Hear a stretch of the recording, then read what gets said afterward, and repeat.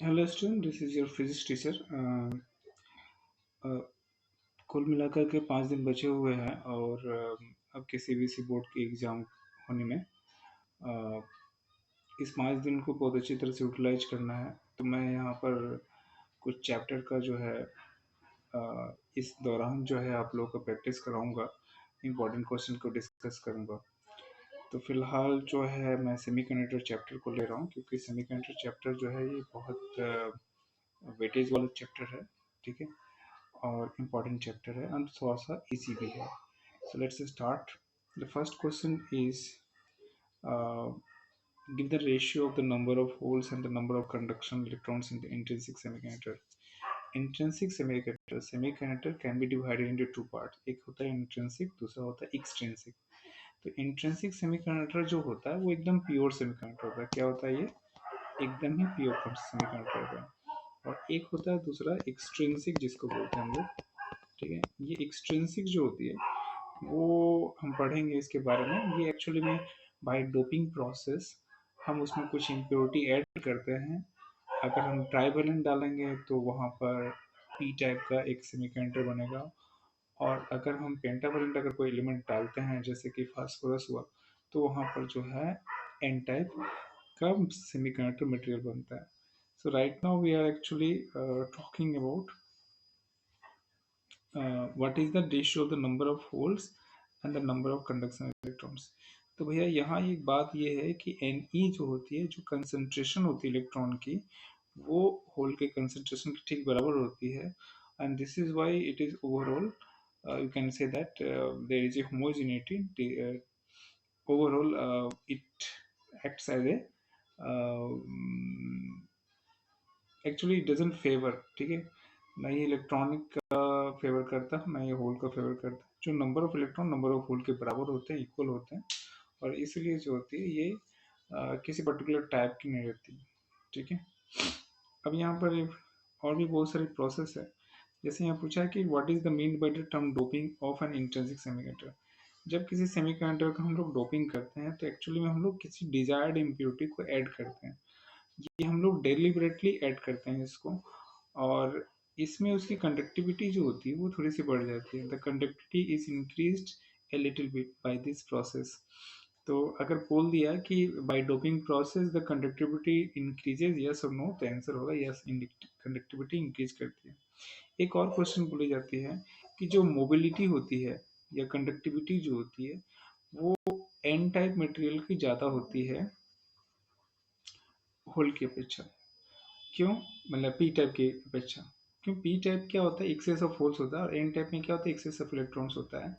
तो मोबिलिटी नाम की एक फिजिकल क्वांटिटी होती है, वो मोबिलिटी फिजिकल क्वांटिटी इलेक्ट्रॉन्स की ज़्यादा होती है, क्योंकि वो हल्की होती है।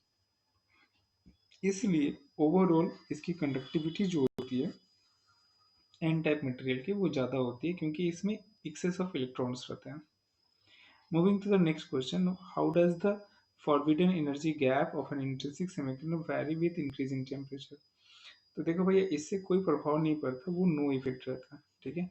फॉरबिडन एनर्जी गैप क्या होता है? देखो, इलेक्ट्रॉन में वहां पर एनर्जी जो होती है उसको हम लोग दो बैंड में हम लोग डिवाइड करते हैं, सॉरी, किसी भी सबस्टेंस में। ऊपर होता है सीबी, जिसको हम लोग बोलते हैं कंडक्शन बैंड, और नीचे होता है वैलेंस बैंड वीवी। अब इनके बीच का जो गैप होता है, इसमें कोई भी इलेक्ट्रॉन जो होता है उसकी एनर्जी नहीं रह सकती है। इसी को ही हम लोग बोलते हैं फॉरबिडन एनर्जी गैप। और ये वैल्यू जो होती है इंट्रिंसिक सेमीकंडक्टर के लिए, ये होती है नियर अबाउट 7 इलेक्ट्रॉन वोल्ट या 6 इलेक्ट्रॉन वोल्ट होती है। तो इतना एनर्जी का गैप होता है, तो इसलिए कोई बैलेंस बैंड से कंडक्शन बैंड में पहुंच नहीं पाएगा, क्योंकि भैया बहुत ज़्यादा चौड़ाई इसकी है, बहुत ज़्यादा इसमें एनर्जी की जरूरत पड़ती है। And this is why intrinsic semiconductor is acting as a pure insulator, sorry. अब आता है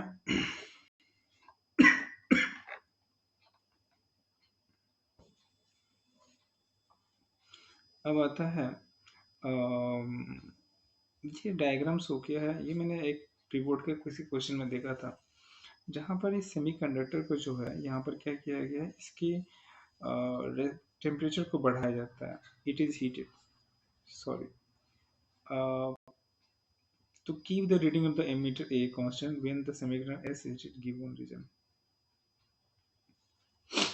How would you decrease or decrease to keep the अच्छा, समझ में आ गया।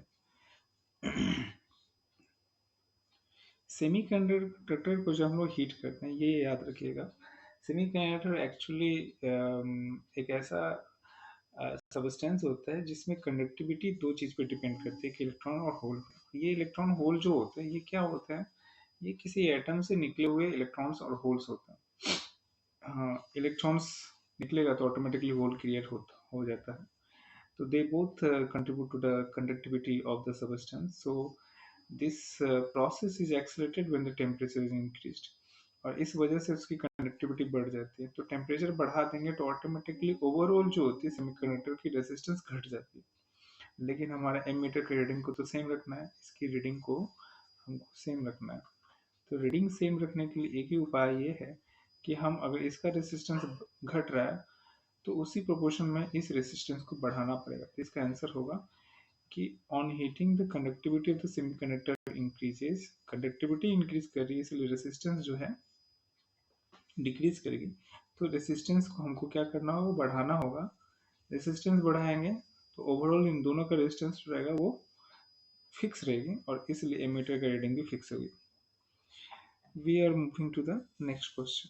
ठीक है, what are energy band. Energy band क्या होता है? तो देखो, क्लोजली स्पेस्ड एनर्जी लेवल जो होता है, जो कि एक बहुत शॉर्ट एनर्जी रेंज होती है, इसी को हम लोग एनर्जी बैंड कहते हैं। एक्चुअली में देखो, हर एटम के अंदर में जो इलेक्ट्रॉन्स होते हैं उनकी अपनी की एनर्जी होती है।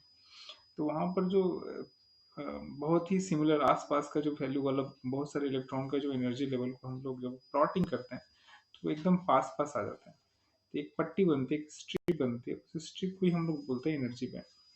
तो ये अच्छा से शब्दों में बोला गया हुआ है, एक group of large number of closely spaced energy level spread in a very short energy range is called an energy band. अब ये एनर्जी बैंड में हम लोगों ने पढ़ा है कंडक्शन बैंड, वैलेंस बैंड पढ़ा है। You just go through the question number 914 of the FAQ. FAQ मैं बोल रहा हूँ, बार बार बोल रहा हूँ, एफएक्यू ही फिलहाल अभी कंप्लीट करनी है। आप इसको करके जाओगे, मेरे ख्याल से आपका जो है अच्छे नंबर आ जाएंगे। नियर अबाउट जो होगा आपका 50 से ऊपर नंबर आ सकता है अगर एफएक्यू करके जाते हो तो। ये इंपॉर्टेंट क्वेश्चन है। Draw the energy band diagram of N intrinsic semiconductor. याद रखिएगा, इंट्रिंसिक सेमीकंडक्टर में रेशियो ऑफ इलेक्ट्रॉन्स का कंसंट्रेशन और होल्स का कंसंट्रेशन का जो वैल्यू होती है वो 1 होती है। इसको क्रॉस मल्टीप्लिकेशन करेंगे तो ये आएगा। लेकिन यही अगर मान लो कि पी टाइप या एन टाइप रहेगा तो कोई एक ज़्यादा होगा और कोई दूसरा कम होगा। ठीक है, तो let us move to the things. यहाँ इनके जो बीच में जो गैप होती है, एनर्जी गैप, ये इंट्रिंसिक सेमीकंडक्टर है तो डेफिनेटली इसकी जो वैल्यू होगी वो 6 इलेक्ट्रॉन वोल्ट या 7 इलेक्ट्रॉन वोल्ट के आसपास होगी। 0 केल्विन पे क्या होता है, कोई भी इलेक्ट्रॉन देखो वो यहाँ पर नहीं पहुंच पाएगा। But if the temperature is room temperature, let us suppose 20 degree Celsius, ये अगर टेम्परेचर रहता है, some of the electrons will be able to reach to the conduction band, but the number of the electrons will be very very low। ठीक है, बहुत कम होगी, ऐसे number less होगा। ठीक है, तो ये गैप है, आप देख लो यहाँ से कुछ कुछ इलेक्ट्रॉन चला गया है रूम टेम्परेचर पे, लेकिन ये 0 केल्विन पे है तो एकदम ये प्योर इंसुलेटर की तरह काम कर रहा है।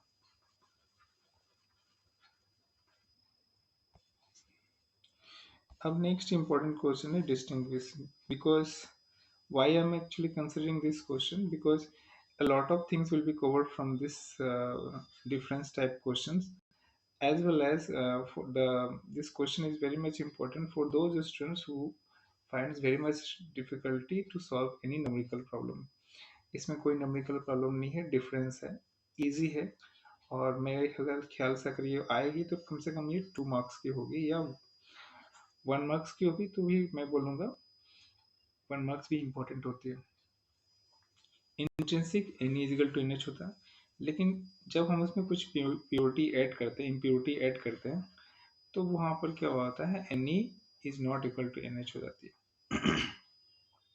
रूम टेम्परेचर पे तो भाई ये थोड़ी सी लो कंडक्टिविटी होती है, लेकिन 0 केल्विन पे तो एकदम प्योर इंसुलेटर होता है। हाँ, यहाँ पर क्या होता है, आप जितना रूम टेम्परेचर बढ़ा दो कंडक्टिविटी बहुत हाई रहती है। तो यहाँ पर एप्रेसिवली it will have more conductivity in comparison to the intrinsic semiconductor. हाँ, ये डिपेंड करता है थोड़ा बहुत इसकी कलेक्टेड इलेक्ट्रिक कंडक्टिविटी टेम्परेचर पर, लेकिन यहाँ पर टेम्परेचर के साथ साथ डोपिंग पर भी निर्भर करता है। ज़्यादा डोपिंग हुआ रहेगा, ज़्यादा इम्प्योरिटी एड रहेगा, तो वो ज़्यादा ये रहेगी, क्या बोलते हैं, कंडक्टिविटी उसकी हाई रहेगी। चार अंतर दिए हैं, मैं आपसे बोलूँगा at least you should remember two of it, and if possible remember all this four points, चारों पॉइंट इसको पढ़ लीजिएगा। अच्छा, नेक्स्ट क्वेश्चन क्या है यहाँ पर, ये डिफरेंस टाइप का, एन टाइप और पी टाइप, आप बता देना। यहाँ पर number of electron, sorry, the concentration of electrons will be more than the concentration of the holes, but here it will be opposite. अच्छा, यहाँ पर क्या होता है, it will be, there will be excess of free electrons and there will be excess of holes in the p-type semiconductor. In the same way, you can say that here in this case the impurity added will be the pentavalent element, but here it will be trivalent element. तो ये three difference है, easily याद किया जा सकता है, कोशिश करो, डेफिनेटली होगा।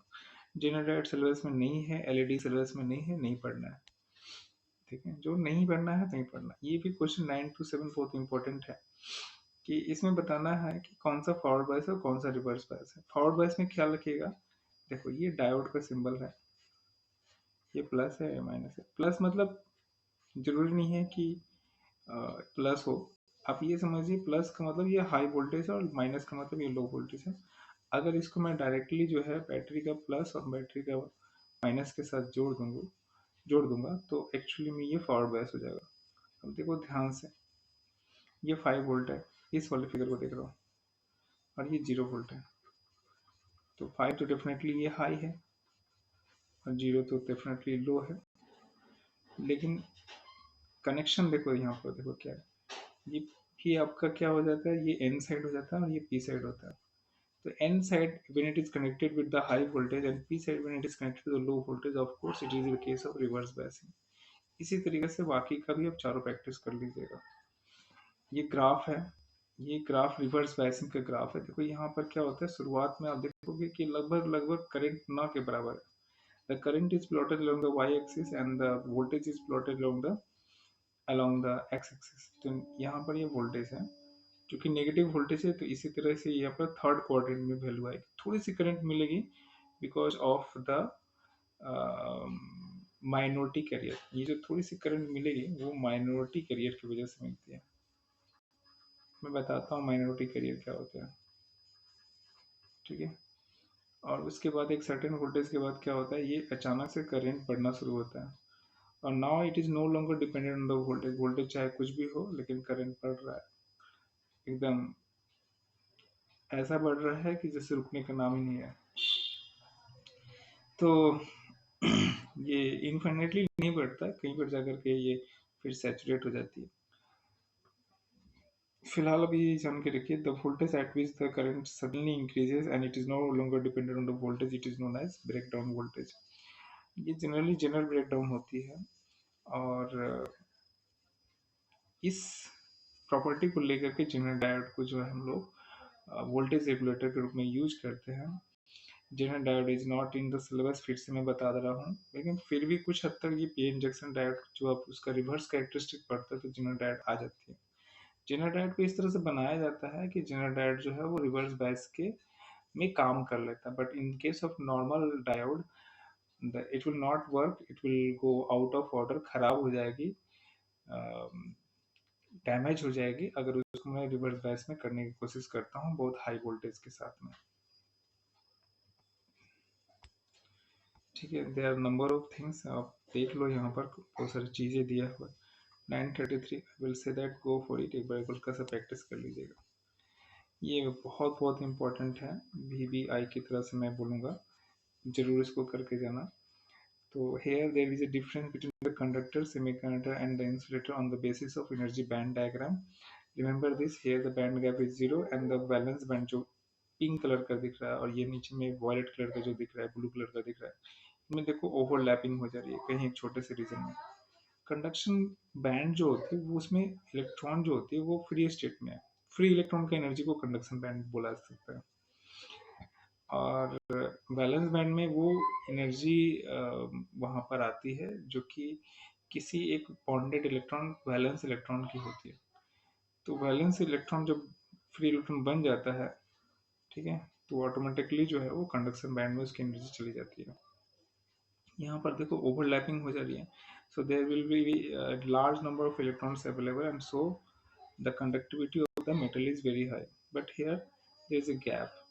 That gap is less than 3 electron volt. This is with the help of, this is the case of semiconductor. किसी किसी बुक में ये 1 इलेक्ट्रॉन वोल्ट लिखा हुआ है, आप 1 से 3 लिख सकते हो, 1 लिख सकते हो, 1 भी लिखोगे आंसर मिलेगा।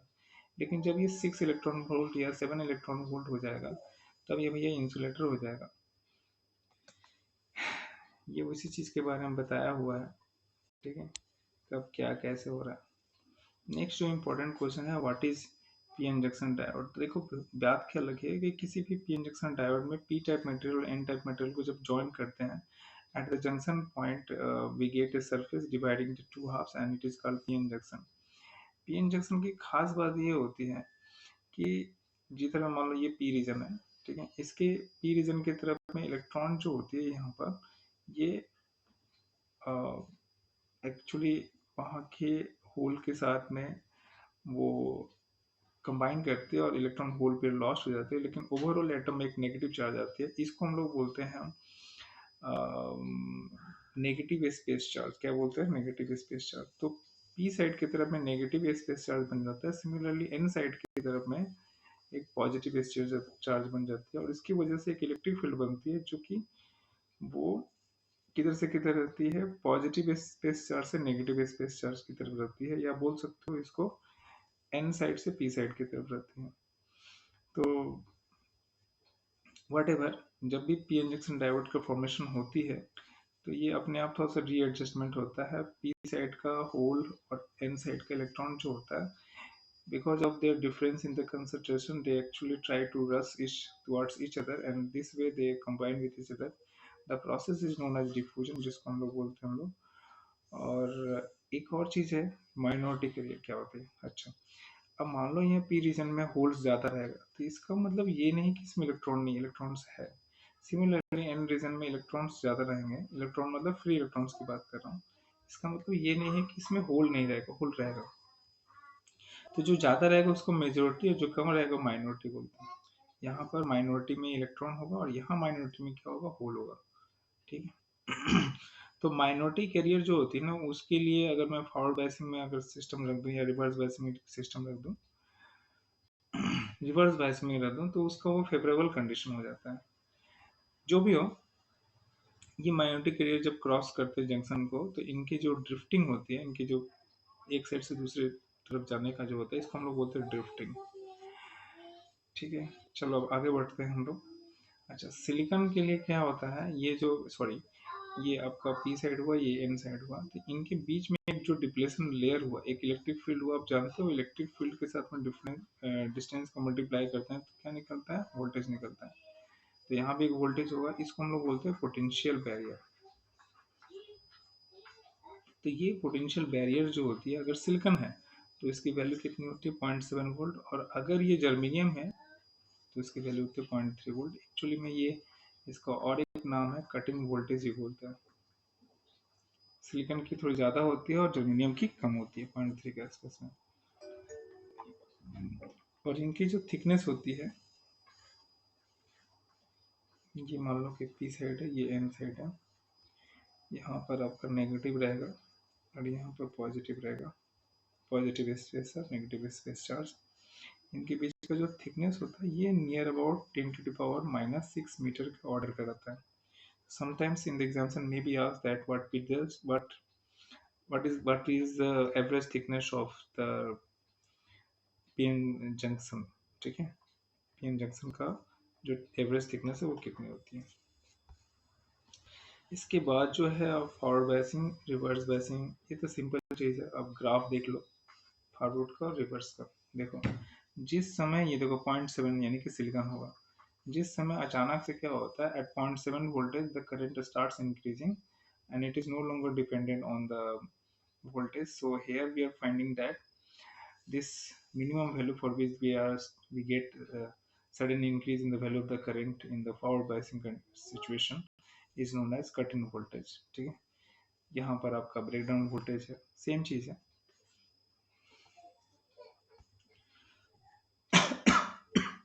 ये आपका ग्राफ फॉरवर्ड और ये रिवर्स, ये दोनों ही आपको पढ़ के जाना है। ये सिंपली वीआई कैरेक्टरिस्टिक्स है। बैट पीएन जंक्शन डायोड का अगर पी साइड को अगर प्लस के साथ कनेक्ट करते हो और एन साइड को जो है माइनस के साथ कनेक्ट करते हो तो ये फॉरवर्ड होगा, otherwise it will be reverse bias. ये देखो कटिंग वोल्टेज का यहाँ डेफिनेशन दिया हुआ है, जस्ट गो फॉर इट, मैं ऑलरेडी बता चुका हूँ। डायनेमिक वोल्टेज, डायनेमिक रेजिस्टेंस नाम का एक चीज है। देखो रेजिस्टेंस हम लोगों ने पढ़ा ओम्स लॉ से, ठीक है, क्या पढ़ा हम लोग, resistance, resistance is equal to होता है, कहाँ गया मेरा,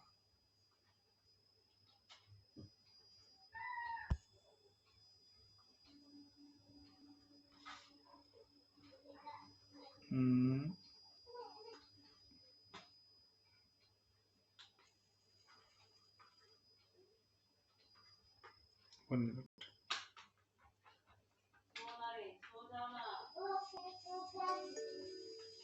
resistance is equal to V by I होता है, लेकिन यहाँ पर जो रेजिस्टेंस होगा वो del V by del I होगा।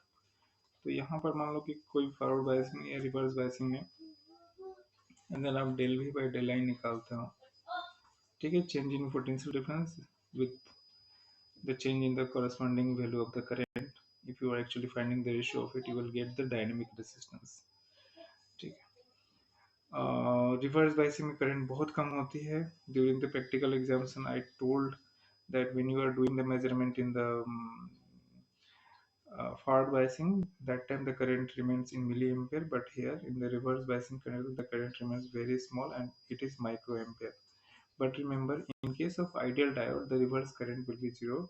आइडियल डायोड कुछ होता है नहीं, प्रैक्टिकली सारे डायोड जो होते हैं वहां पर करंट पास करती है, रिवर्स बायस में भी जीरो नहीं होती है। और ये यहाँ पर माइक्रो एम्पियर इसलिए हो रहा है बिकॉज ऑफ माइनॉरिटी कैरियर। ठीक है, माइनॉरिटी कैरियर के लिए ये उल्टा होता है। अगर हम रिवर्स बायस कर देते हैं पीएन जंक्शन को, लेकिन माइनॉरिटी कैरियर उसके अंदर में जो मौजूद रहता है उसके लिए वो फॉरवर्ड बायस हो जाता है, लेकिन उनके नंबर कम होते हैं इसलिए करंट बहुत कम होती है। नेक्स्ट है हाफ वेव रेक्टिफायर, और इसके अलावा फुल वेव रेक्टिफायर भी है, इसको करके जाना है। हाफ वेव रेक्टिफायर में सिर्फ एक सिंगल डायोड रहती है, ये उसका आउटपुट वोल्टेज आप इनपुट वोल्टेज आप देख लेना। For one positive side of the AC voltage we get the current, ठीक है, and for the negative side we do not get the current, या वोल्टेज आउटपुट नहीं मिलती है। सिंपल है, इसका कोई ज़्यादा असुविधा नहीं है। अच्छा हाँ, अगर मैं यहाँ पर 50 हर्ट्ज का इनपुट वोल्टेज डालूंगा तो बाहर जब मिलेगा हमको लोड रेजिस्टेंस में वो 50 हर्ट्ज ही रहेगी, यानी कि फ्रिक्वेंसी में कोई चेंज नहीं होगा, no change in frequency, frequency में कोई चेंज नहीं होगा। फुल वेव रेक्टिफायर में दो डायोड होता है। I will say that everyone please do practice at least 2 or 3 times before the full wave rectifier। There is a high probability for this question to be coming in your examination, full wave rectifier। यहाँ पर आप मान लो कि 50 hertz डालोगे तो यहाँ पर आउटपुट फ्रिक्वेंसी 50 नहीं मिलेगा, वो डबल हो जाएगा, 100 हर्ट्ज हो जाएगा, क्योंकि हम लोग को दो बार मिल रहा है। देखो फर्स्ट हाफ सेकंड हाफ दोनों हाफ के लिए मिल रहा है। इनपुट वोल्टेज आपको पर ये ड्रॉ करनी है और उसका आउटपुट वेव ड्रॉ करनी है। इसकी वर्किंग प्रिंसिपल भी आती है, इसकी किस तरह से ये फंक्शन करता है वो याद आता है, कभी कभी इसका डिफिनेशन भी आता है। तो why it is called full wave rectifier, because for both the halves of the AC voltage, AC input voltage, we get the output voltage, and this is why it is known as full wave rectifier। एक और चीज, rectification क्या है, the conversion of AC into DC। AC को हम लोग DC में convert करते हैं, यही प्रोसेस को हम लोग बोलते हैं रेक्टिफिकेशन। देखो ये जो मैं बता रहा था कि फ्रिक्वेंसी आउटपुट फ्रिक्वेंसी क्या होगा, अगर वो फुल वेव होगा तो 50 हर्ट्ज हो जाएगा डबल 100 हर्ट्ज, लेकिन हाफ वेव रहेगा तो 50-50 ही रहेगा। ये क्वेश्चन 2015 में आया था कि कैपेसिटर का क्या रोल है। देखो जब हम लोग रेक्टिफायर से होके लेके गए, ये पूरा का पूरा ये रेक्टिफायर है, I don't know it is single diode और double, I think it is full rectifier है, फुल वेवी रेक्टिफायर है। तो इधर से एसी जब हम देते हैं तो ये डीसी में कन्वर्ट हो गया, लेकिन फिर भी इसमें कुछ ऐसी रहती है। देखो जब हमने यहाँ पर कैप एक पैरेलल में लोड रेजिस्टेंस का कैपेसिटर को रख दिया, तो कैपेसिटर एक ऐसा चीज होती है जो डीसी करंट को अलाउ नहीं करता। तो उससे एसी करंट तो पास हो जाती है, लेकिन डीसी करंट अलाउ नहीं करता, तो डीसी करंट को ब्लॉक कर देता है।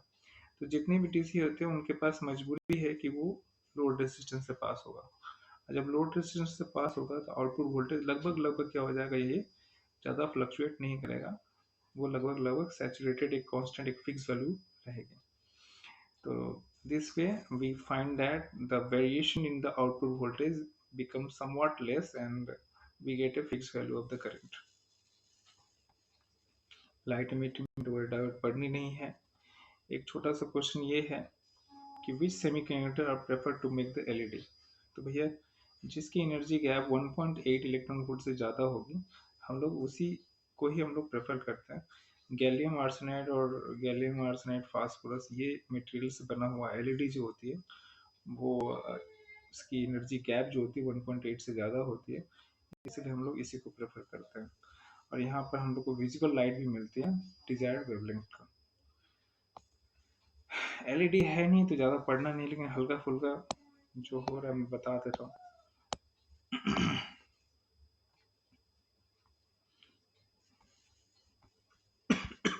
जिन्हें डायरेक्ट नहीं पढ़नी है। How does the reverse current suddenly increases with the at the breakdown voltage explain. तो जब रिवर्स बायसिंग की जाती है, वोल्टेज को हमने इससे प्लॉट किया, करंट को इसमें प्लॉट किया, जब रिवर्स बायसिंग होती है तो ये नीचे की तरफ जाता है और उसके बाद अचानक से बढ़ना शुरू करता है। तो what happens suddenly due to the excess of electric field, opposite electric field, ठीक है, the valence band, the valence band ruptures and valence band अगर रप्चर करेगी, रप्चर मतलब ब्रेकडाउन होती है, टूट जाती है, ब्रेक होती है, then a lot of electrons and holes are created। जब बहुत सारे इलेक्ट्रॉन और होल्स आर क्रिएटेड होता है, which actually increases the conductivity of the material, and suddenly we find that now that the current is no longer dependent on the voltage, this voltage is known as knee voltage बोल सकते हो इसको, voltage बोल सकते हो, नी voltage बोल सकते हो, या जेनर ब्रेकडाउन वोल्टेज बोल सकते हो इसको। This way we are getting the large amount of current. तो एग्जाम में अगर पूछ दिया कि क्यों करंट सडनली इंक्रीज करता है, भैया ब्रेक डाउन हो जाती है, सारे इलेक्ट्रॉन्स जो हैं, सारे बॉन्डिंग के जो इलेक्ट्रॉन्स होते हैं वो टूट जाते हैं, तो इस तरह से इलेक्ट्रॉन होल का पेयर बहुत सारे संख्या में क्रिएट हो जाती है। तो आज बस इतना ही, आप इसको प्रैक्टिस करिए। Tomorrow I will start the class और कुछ नया कुछ टॉपिक लेकर पढ़ाएंगे important, may be current electricity, ray optics, wave optics. These are some chapters which are very much important. So thank you. Have a nice day and give your full effort, ठीक है, to the subject. Definitely अगर आप में अगर थोड़ी सी भी अगर लग रही है कि हेसिटेशन है, डाउट है, तो मैं बोलूँगा कुछ नहीं है, जो जो मैं बोल रहा हूँ बस उसको करके जाइए, लिख के जाइए, प्रैक्टिस हो जाएगा। और ये प्रैक्टिस अगर आप कर लोगे तो डेफिनेटली जो है आप नंबर अच्छा ही पाओगे। Thank you and good day.